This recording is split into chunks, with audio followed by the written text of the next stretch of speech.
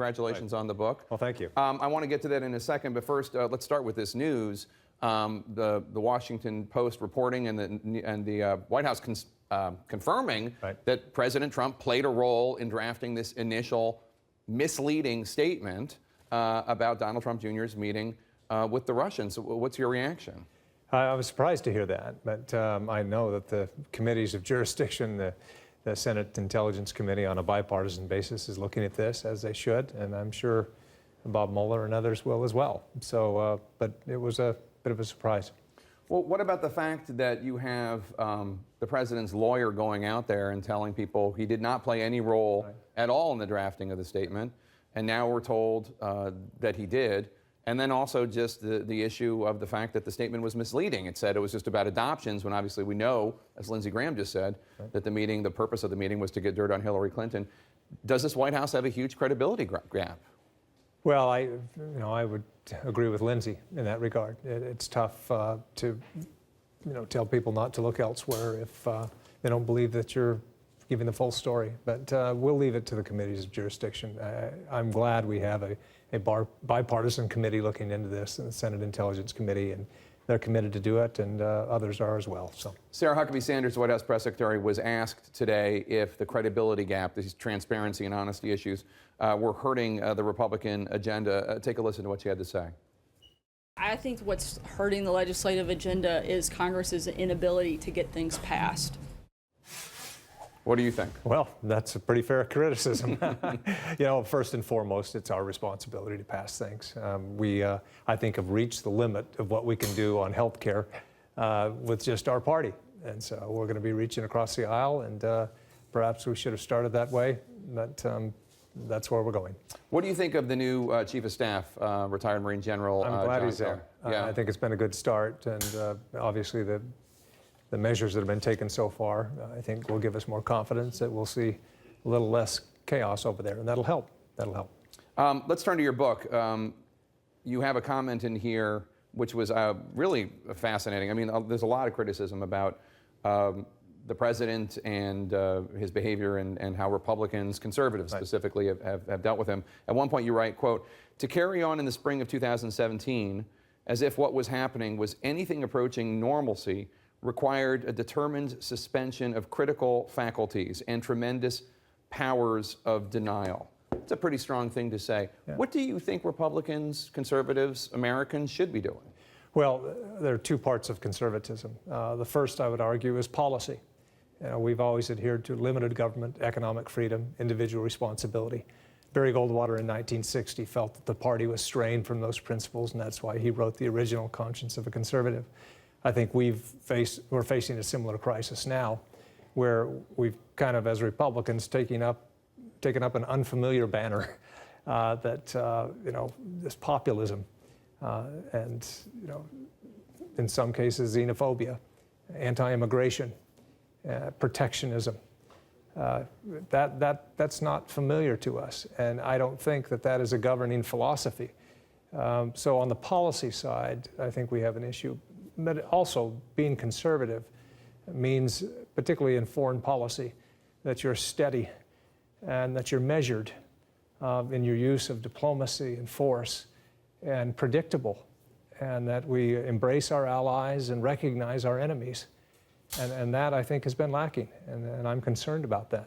I've heard from many Republicans on this show and also just talking in the green room who think that, in fact, the president's point of view is embracing our enemies and giving the stiff arm to our allies in a lot of ways. Well, for those of us who were raised in the Cold War and having the Soviet Union and now Russia adopting some of the same attitudes as the Soviet Union, when that was the existential threat, and now to be seen as being more friendly or more trusting, and to distrust our own institutions of government, our intelligence communities, just seems foreign to us, and I think it should seem foreign to us. And I think we need, when we see that, to speak up more often.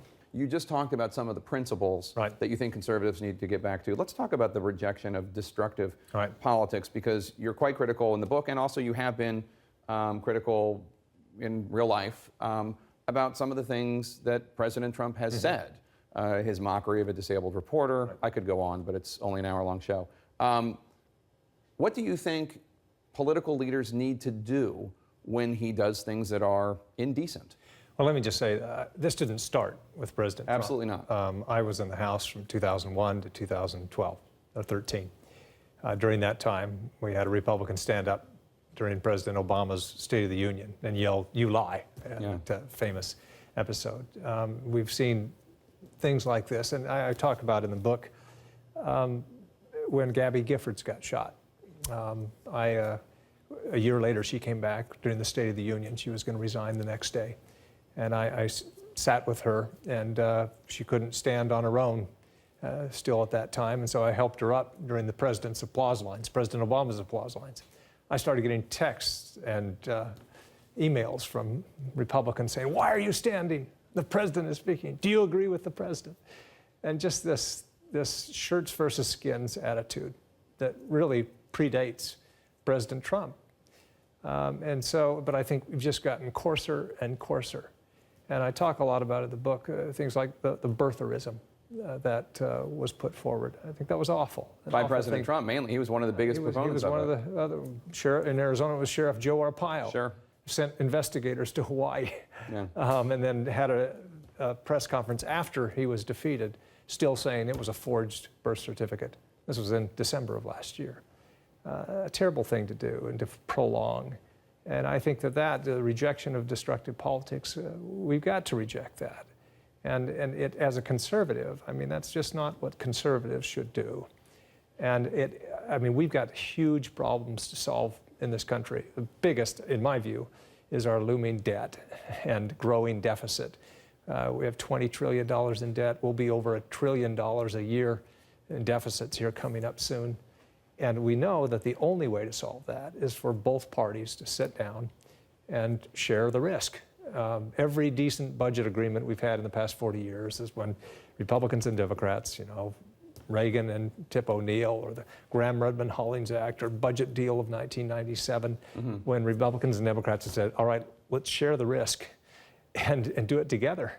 And to say you're conservative and then say, I'm not even going to deal with entitlement spending, we'll put that off. We can't do that anymore. And we've got to sit down, Republicans and Democrats. You need 60 votes in the Senate to do just about anything if you're not under reconciliation. And we're going to be there soon, and we should keep that. The president is calling for us to get rid of the filibuster. That would be an awful thing. The Senate is at its best when we work together on these things. So your being outspoken doesn't come with a potential price. President Trump has reportedly been talking with people about getting challengers, Republican challengers, to run against you. Politico is reporting that the White House officials have met with at least 3 possible primary challengers against you. You're running for re-election next year. How worried are you that doubling down on your outspokenness on these issues with this book might cost you your political career? Well, I think some things are more important than a political career. I think, it would have been probably politically smarter to wait until you're safely reelected to write a book like this. But then it wouldn't mean as much. If you don't have anything to risk politically, it doesn't mean as much. And I felt that it was important enough to stand up and write this. And so I've done it. And there are critics out there on your left who say, talk is cheap, writing this book is one thing, what are you going to do about it? What are you going to do? Well, like I said, I've reached across the aisle. I've worked on the so-called Gang of Eight when I first came to the Senate. On immigration spent a lot reform. of time. Yeah, and we're going to have to do that. We're going to have to sit down together. I partnered with Tim Kaine to do a bipartisan AUMF, Authorization for Use of Military Force.